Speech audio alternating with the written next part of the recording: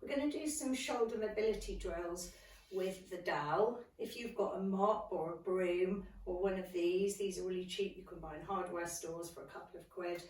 They're really beneficial for mobilising our shoulders. We're going to do a couple of drills. The longer you create the hold, so the further away your hands are from one another, the easier this will be. So as you progress, you can take your hold a bit narrower, but keep it wide to start. Make sure you pull your core in underneath you, tuck the pelvis in. So you don't want to be arching through the back, and tuck your chin in as well to create a really nice length through the spine. And really think about pulling the shoulder blades down and back, core engaged. We're going to do figure of 8.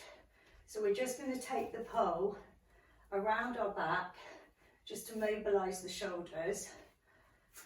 So keeping it as close to the body as you can. If you feel pain doing these, don't take it so deep in the stretch. You can do it a little bit shallower like that. The more you get mobile through the shoulder joint, the easier these will become. And then we can go back the other way. So taking it back, remember not to arch through the back, and keep the chin tucked in. One side might feel a lot easier than the other.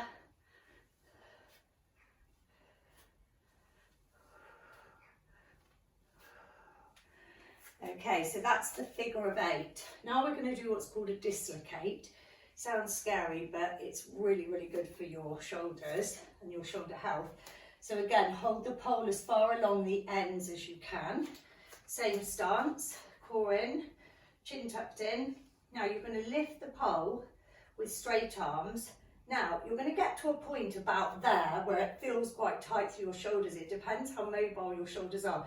If you sit at a desk all day and you've got poor mobility through your thoracic spine and your shoulders, this might feel really challenging at first. But if you've got good mobility, you can probably take the stick behind and then lift it back over.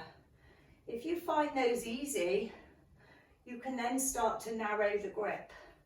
So take it a little bit shallower, and that's going to feel a little bit more challenging. Remember, as the stick comes back behind your back, don't arch, because the temptation is to do this to assist yourself. You don't want to do that. You want to keep the core tucked in and the butt squeezed and the spine as long as you can. And use your breath as you're working through this.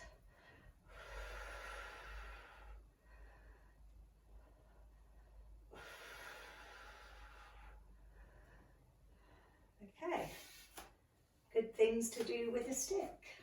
Enjoy.